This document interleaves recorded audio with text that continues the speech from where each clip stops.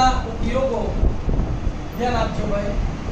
આપણે ત્રિકોણમિતિ ભણી ગયા, એમાં ત્રિકોણમિતિના ગુણોત્તરો ભણ્યા, sin θ, cos θ, tan θ, cot θ, sec θ, cosec θ. એ શું હતું કે કોટિકોણના કોઈ એક ખૂણાની સાપેક્ષમાં લીધેલી બે બાજુઓના ગુણોત્તર હતા.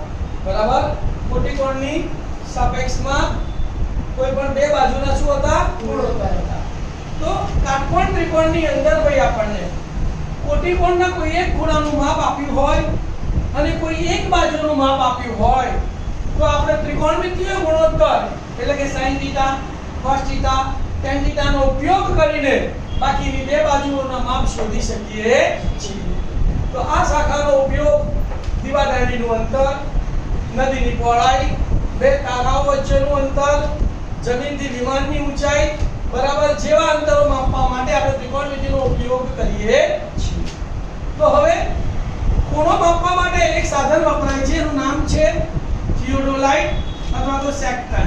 તમે જુઓ કે આ જમીન ઉપર આ ત્રણ પગવાળી ગોળી છે, એના ઉપર આ દૂરબીન જેવું થિયોડોલાઇટનું સાધન છે. એનાથી આપણે જ્યારે પૃથ્વીની સપાટીએ સમાંતર રાખીએ 0-180 તો એક સીધું કિરણ નીકળે જેને શું કહેવામાં આવે છે? ક્ષૈતિજ કિરણ કહેવામાં આવે છે. આ ક્ષૈતિજ કિરણથી જો વસ્તુ ઉપર આવેલી હોય તો આ દ્રષ્ટિ કિરણ અને ક્ષૈતિજ કિરણ વચ્ચે જે ખૂણો રચાય છે એને ઉચ્છેદ કોણ કહે છે. શું કહે છે? ઉચ્છેદ કોણ. જો વસ્તુ આ ક્ષૈતિજ કિરણથી નીચેના અડકલમાં આવેલી હોય અને દૂરબીનને આપણે વસ્તુને અહીંયા જોઈએ તો આ દ્રષ્ટિ કિરણ બન્યું, તો આ ક્ષૈતિજ કિરણ અને દ્રષ્ટિ કિરણ વડે રચાતા ખૂણાને શું કહેવામાં આવે છે? ઉચ્છેદ કોણ. તો આ બે ખૂણા માપવા માટે કયું સાધન વપરાય છે? થિયોડોલાઇટ. ઉપર જોઈએ તો ઉચ્છેદ કોણ, નીચે જોઈએ તો અવક્ષેદ કોણ. શું યાદ રાખવાનું બોલો? ઉપર જોઈએ તો ઉચ્છેદ કોણ અને નીચે જોઈએ તો અવક્ષેદ કોણ. અવક્ષેદ કોણની વ્યાખ્યા જુઓ ભાઈ કે જો દ્રશ્ય વસ્તુ ક્ષૈતિજ કિરણથી ઊંચે આવેલી હોય તો ક્ષૈતિજ કિરણ અને દ્રષ્ટિ કિરણ વડે રચાતા ખૂણાને ઉચ્છેદ કોણ કહે છે. અવક્ષેદ કોણની વ્યાખ્યા જોઈએ તો જો દ્રશ્ય વસ્તુ ક્ષૈતિજ કિરણથી નીચે આવેલી હોય તો આ ક્ષૈતિજ કિરણ અને દ્રષ્ટિ કિરણ વડે રચાતા ખૂણાને અવક્ષેદ કોણ કહે છે. પછી તમારે શું કરવાનું? કોઈ એક બાજુનું માપ માપી લેવાનું અને ત્રિકોણમિતિનો ઉપયોગ કરીને આપણે બાકીની બાજુઓના માપ શોધી શકીએ. હવે અહીંયા દાખલા ગણવા માટે તમારે થોડું યાદ રાખવાનું છે કે તમારે કોર્સની અંદર 30 ડિગ્રી, 45 ડિગ્રી અને 60 ડિગ્રીના દાખલા છે. તો 30 ડિગ્રીની જ્યારે ખૂણો બનતો હોય ત્યારે આકૃતિ કેવી દોરવાની? ઊંચાઈ ઓછી હોય, પહોળાઈ વધારે હોય. 45 ડિગ્રીનો ખૂણો આપ્યો હોય ત્યારે આકૃતિ કેવી દોરવાની? ઊંચાઈ અને પહોળાઈ સરખી દોરવાની. અને 60 અંશનો ખૂણો આપ્યો હોય ત્યારે ઊંચાઈ વધારે દોરવાની અને પહોળાઈ ઓછી દોરવાની. તો આકૃતિમાં પણ તમારે આટલું ધ્યાન રાખવાનું છે. 9.1 દાખલા નંબર 1 શું કહે છે?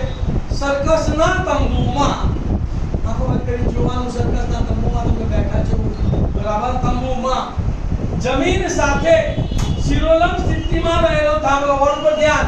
તો આ તમારી જમીન અને આ તમારી શિરોલંબ સ્થિતિમાં રહેલો થાંભલો બરાબર. 90 ડિગ્રીએ રહેલો થાંભલો એટલે લીટી દોરવાની બરાબર. થાંભલો તો અહીંયા લખ્યું આપણે અહીંથી આટલી ઊંચાઈ લીધી સ્તંભ અને એની ઊંચાઈ આપણે x મીટર ધારી લીધી. થાંભલાની ટોચ પરથી, તો આ થાંભલાની ટોચ કહેવાય, આ થાંભલાનું તળિયું કહેવાય, આ થાંભલાની ટોચ કહેવાય. તો થાંભલાની ટોચ પરથી જમીન સાથે ખેંચીને બાંધેલા 20 મીટર લાંબુ દોરડું. હવે આ જમીન સાથે ખેંચીને બાંધેલું કેટલા મીટર લાંબુ દોરડું છે? 20 મીટર. અને જમીન સાથે કેટલા અંશનો ખૂણો બનાવે છે? 30 અંશનો.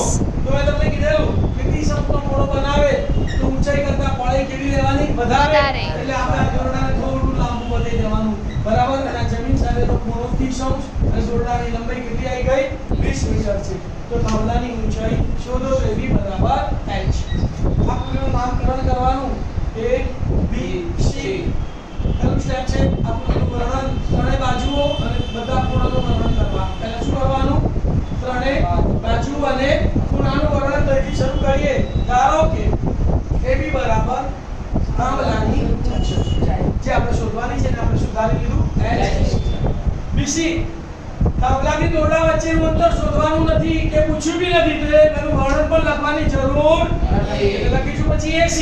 તો AC બરાબર દોરડાની લંબાઈ કેટલા મીટર છે 20 અને ખૂણો ACB બરાબર 30 ડિગ્રી. પતી ગયું વર્ણન. હવે કાટકોણ ત્રિકોણ લેવાનો. હવે ત્રિકોણ ABC માં ખૂણો B બરાબર 90 અને ખૂણો C બરાબર 30 છે. હવે આ ખૂણાની કઈ બાજુ શોધવાની છે જોઈ લો. સામેની. બાજુ શોધવાની છે અને કોનું માપ આપેલું છે કર્ણ. તો સામેની બાજુ અને કર્ણનો કયો ગુણોત્તર આવે? Sin. sin. તો તમારે કયો ગુણોત્તર લેવાનો? sin. Sin. તો sin નો ખૂણો કેટલો છે? 30. તો શું લખવાનું? Sin 30 બરાબર સામેની બાજુ AB છેદમાં કર્ણ AC. sin 30 નું મૂલ્ય તમને આવડે છે કેટલું છે? 1/2. AB નું મૂલ્ય કેટલું છે? h. અને AC નું મૂલ્ય કેટલું છે? 20. 20. h છેદમાં 20. ચોકડી ગુણાકાર કરો. 2 ગુણ્યા h એટલે 2h અને 20 એકા 20. 2 ગુણાકારમાં સામે ગયા તો તમારા h બરાબર કેટલા આયા? 10. તો જવાબ લખી કાઢવાનો. થાંભલાની ઊંચાઈ 10 મીટર લખી કાઢો.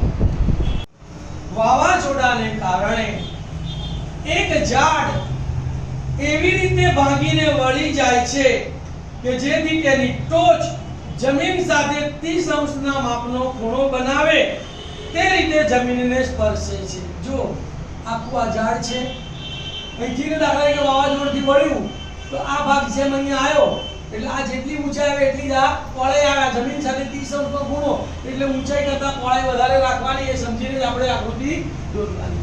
તો આ ઝાડ છે અહીંથી વળ્યું તો અહીંથી જમીન સાથે અહીંયા આવ્યું તો આ કેટલા અંશનો ખૂણો બનાવ્યો? 30. તો ઝાડની ઊંચાઈ એટલે AB અને આ AC ડેશ એટલે AC કેવા થશે? સરખા. બરાબર. આગળ આવશે. ઝાડની જમીનને સ્પર્શતી ટોચ. આ ઝાડની જમીનને સ્પર્શતી ટોચ અને ઝાડનો થડ, આ ઝાડના થડ વચ્ચેનું અંતર કેટલું છે? તો BC બરાબર કેટલા લેવાના? 8 મીટર. તો ઝાડની ઊંચાઈ શોધો. તો ઝાડની ઊંચાઈ શોધવા માટે મારે AB શોધવાનું અને AC શોધવાનું. આ ખૂણાની કઈ બાજુનું માપ આપેલું છે? પાસેની. કોનું માપ શોધવાનું છે? સામેની અને કર્ણનું. તો એકવાર પાસેની અને સામેની લેવાની, સામેની અને પાસેની લેવાની અને એકવાર પાસેની અને કર્ણ લેવાનો એટલે આપણો જવાબ આવી જાય. નામકરણ કરીએ. આ A B C અને અહીંયા C ડેશ. તો અને AB બરાબર આપણે h ધારી લઈએ તો આખું AC ડેશ કેટલું થશે? L plus h. આપણે એનું વર્ણન કરીશું. ત્રણ બાજુઓનું વર્ણન કરવાનું અને ખૂણાનું વર્ણન. તો પહેલા AB નું વર્ણન કરીએ. ધારો કે AB બરાબર ચિરોલંબ ઝાડની ઊંચાઈ કેટલી છે? h. BC બરાબર આપણને રકમમાં કીધેલું છે જમીનને સ્પર્શતી ટોચ અને ઝાડના થડ વચ્ચેનું અંતર કેટલા મીટર આપેલું છે? 8 મીટર.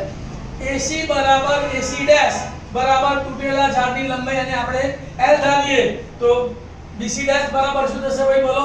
ઝાડની ઊંચાઈ બરાબર L વત્તા h મીટર અને ખૂણો ACB બરાબર 30 ડિગ્રી. પતી ગયું વર્ણન. હવે કાટકોણ ત્રિકોણ લઈશું. તો બે ખૂણાના માપ લખીશું કે હવે ત્રિકોણ ABC માં ખૂણો B બરાબર 90 અને ખૂણો C બરાબર 30. પહેલા આપણે AB શોધવા છે. આ ખૂણાની સામેની બાજુ અને પાસેની tan લઈશું.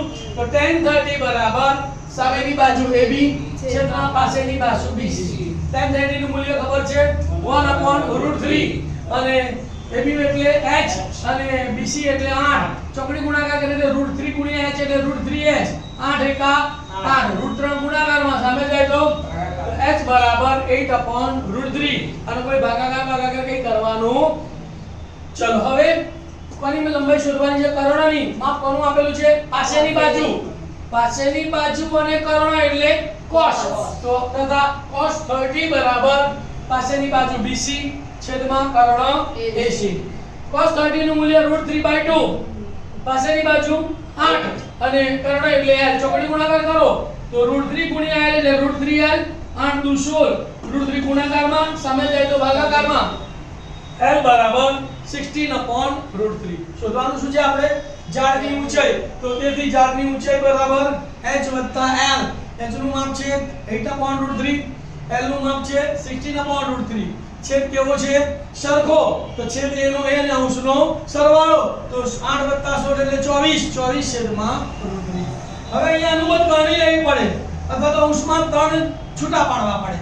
તો 24 માં 3 આવે. હા 8 તરી 24 આવે ને. તો આપણે 24 ની જગ્યાએ શું લખીશું?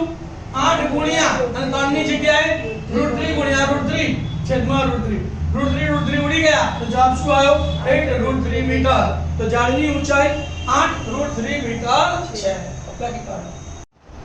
દાખલા નંબર 3 એક ઠેકેદારે બાળકોને રમવા માટે બગીચામાં બેલપટડી લગાવવાની છે. આ માટે 5 વર્ષથી ઓછી ઉંમરના બાળકો માટે જમીનથી ઉપરનો છેડો 1.5 મીટર ઊંચો રહે અને જમીન સાથે કેટલા અંશનો ખૂણો 30 અંશનો ખૂણો બનાવે તેવી રીતે ગોઠવેલી છે. તો જુઓ અહીંથી 1.5 નિશાનીની ઊંચાઈ આવે, 30 અંશનો ખૂણો એટલે ઊંચાઈ કરતા પહોળાઈ કેવી લેવાની વધારે અને 30 અંશનો ખૂણો અને આ નિશાનીની તમારી લંબાઈ થઈ ગઈ. બીજી નિશાની આપેલી છે તેનાથી વધારે ઉંમરના બાળકો માટે 3 મીટરની ઊંચાઈ કેટલી લેવાની છે 3 મીટર ઊંચાઈનો સીધો ઢાળ હોય અને જમીન સાથે 60 અંશનો ખૂણો બનાવે તો 60 અંશના ખૂણામાં ઊંચાઈ કરતા પહોળાઈ કેવી આવે ઓછી. આ રીતનો ત્રિકોણ દોરી કાઢે આપણે બનાવવી હોય તો બંને લંબચોરસની લંબાઈ શોધો. તો જુઓ પહેલી લંબચોરસનું નામ આપી દઈએ આપણે A B C એનું વર્ણન આવશે. બોલો 5 વર્ષથી ઓછી ઉંમરના બાળકો માટેની લંબચોરસ છે તો કે AB ધારો કે AB બરાબર નિશાનીની ઊંચાઈ કેટલા મીટર છે 1.5 મીટર. પછી BC શોધવાનું નથી કે આપ્યું નથી તેનું વર્ણન કરવાની પણ જરૂર નથી. AC બરાબર નિશાનીની લંબાઈ તો કેટલી એને આપણે L1 ધારી લઈએ એ આપણે શોધવાની છે અને ખૂણો ACB બરાબર 30. ક્લિયર છે. આ ત્રિકોણને આપણે ABC નામ આપ્યું અને આપણે PQR નામ આપી દઈએ તો 5 વર્ષથી વધારે ઉંમરના બાળકો માટે ધારો કે PQ બરાબર નિશાનીની ઊંચાઈ કેટલા મીટર છે 3 મીટર. QR નું અહીંયા વર્ણન લેવાની જરૂર નથી અને PR બરાબર નિશાનીની લંબાઈ કેટલા મીટર એને આટલું ધારી લીધા અને ખૂણો PRQ બરાબર 60.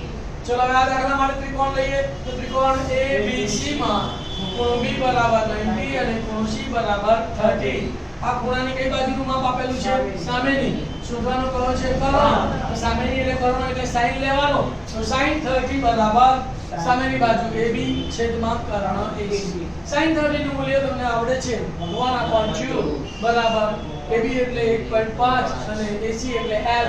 L1 એકા L1 અને 2 ગુણ્યા 1.5 તો L1 બરાબર 3 મીટર. તો પહેલો જવાબ શું આવે બોલો 5 વર્ષથી ઓછી ઉંમરના બાળકો માટેની નિશાનીની લંબાઈ 3 મીટર છે. હવે આ ત્રિકોણની વાત કરીએ. ત્રિકોણ PQR માં ખૂણો Q બરાબર 90 અને R બરાબર 60 છે. અહીંયા પણ આ ખૂણાની કઈ બાજુનું માપ આપેલું છે સામેની. શોધવાનું કયું છે કર્ણ. સામેની એટલે કર્ણ એટલે sin. શું લેવાનું sin 60.